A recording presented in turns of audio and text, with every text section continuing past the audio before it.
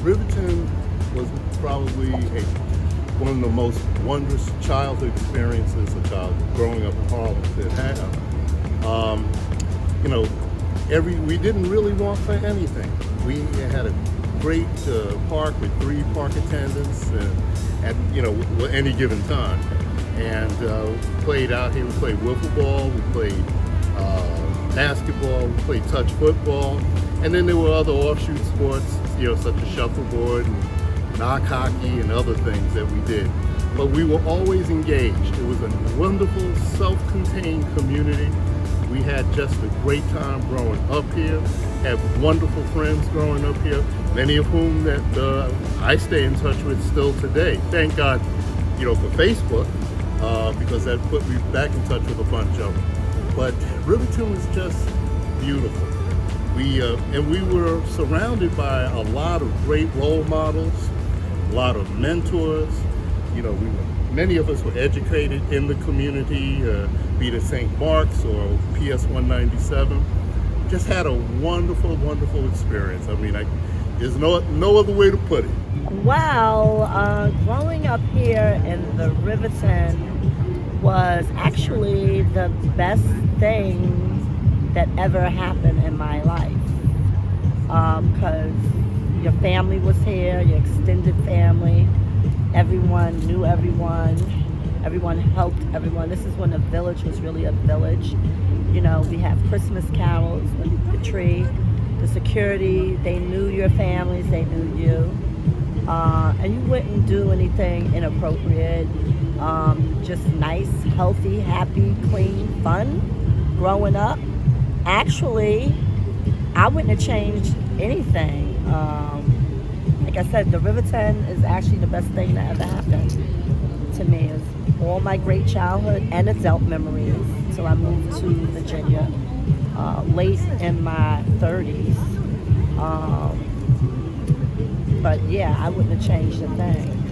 A blessing and a privilege. And to be around all of the people of influence that guide and mentor you along the way, and they see something in you and they push.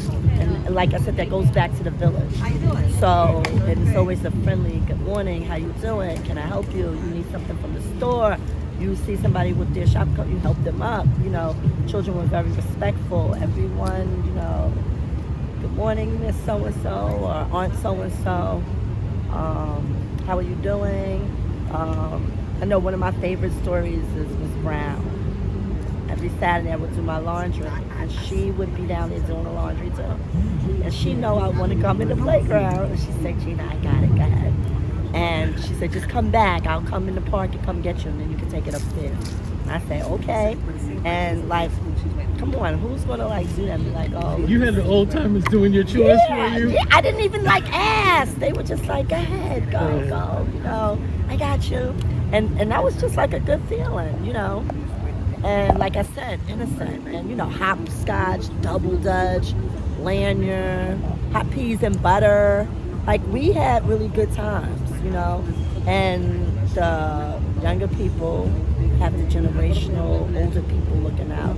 And I feel like generational wealth here, because I know different sets of generations. So my sister's friends, my cousin Dwayne's friends, Craig and Brian's friends, I have my own friends, and then I had my daughter's friends, Dre and Michelle, and now my grandchildren's friends. So I feel especially blessed, knowing all the generations, over the years.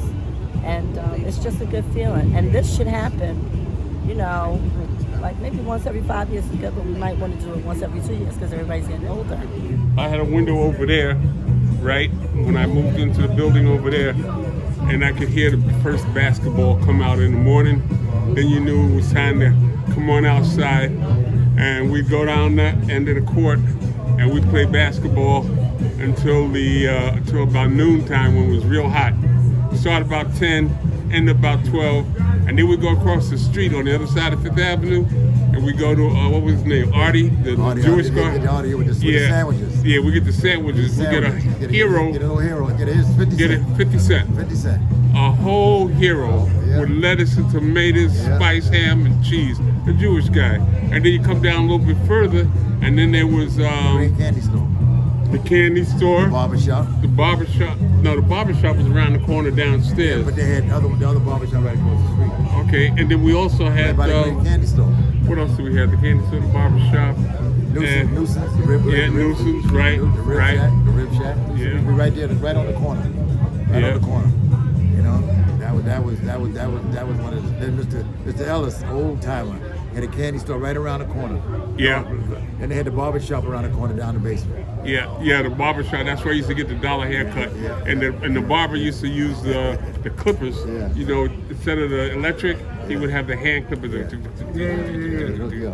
And then when I lived in 2200, where I grew up at, I used to see the soldiers come back from 369 soldiers come back from camp. I used to watch the cars sometimes. They'd make that turn to come around and go off the bridge, and they'd miss it and whoo, it'd fall off. What else? And also underneath there they had stables. You know, where they kept the horses, the guys that had the carts. Remember, they would sell the Then food. they had the coal factory right there. Yep. The coal factory right there. They had the coal over here, coal over here. and they had the sanitation over there. Yeah, right. The sanitation used to burn everything, and then my mom would complain that we'd get the dust, you know, coming into the apartment. And then you get the older guys at nighttime. They would sing underneath the ramp off the bridge, and they would harmonize and whatnot.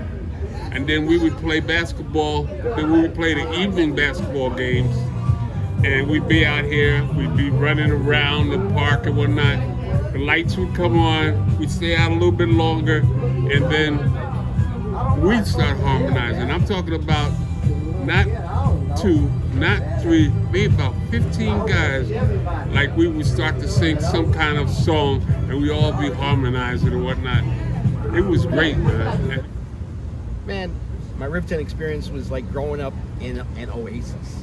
I was on Little Riverton side. We only had 3 buildings over there, but you knew everybody. You know, I didn't come to Big Riverton and the big playground until I was old enough to cross the street by myself. But you know, there were attendants in the playground. They had us busy all summer long. Your parents could send you out in the morning. As soon as the playground opened, knew you were good till 8 o'clock that night. Making lanyards, making potholders, playing basketball, wiffle ball, you know, shuffleboard, game on the chess, basketball. Although people like Glenn Hunter and you wouldn't let us on there till we were old enough. Can we get on a game? Nah, you go on the garbage can, play in the garbage can. Whoever heard of that?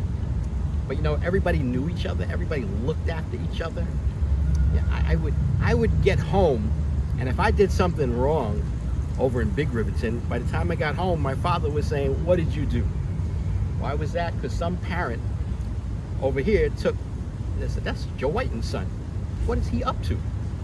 I'm going to call his dad. You know, they all took responsibility. Hillary Clinton came up with that takes a village. That was invented here as far as I'm concerned. This was the village. Everybody cared about all these kids. The guards lived here. They were part of our community. It was these trees. I love these trees, you know, but they've been here for 75 years. They were little at the time. They didn't give the shade they give today. You know, the history, these trees could talk. I made friends here. The friends I made here are lifelong. And even the older ones. I hung out last night at Londell's, and most of the people are a little ahead of me. My brother's age and my older brother's age. But you know what? We were still talking the same story, the same history, the same nurturing atmosphere that we all loved here. And we knew it wasn't anywhere else.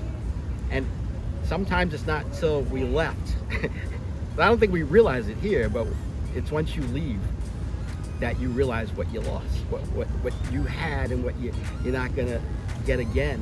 And that's why the fact that Riverton is still here, that people still care, that they're working on doing the right thing the right way, it's hopeful for everybody. The fact that Troop 163 that started here in 1960, you know, is coming back to life, it does my heart good, you know. So Riverton is whatever I become, you know. When I sat out there as a judge in criminal court, I looked at kids that came before me and they had gotten into all sorts of trouble.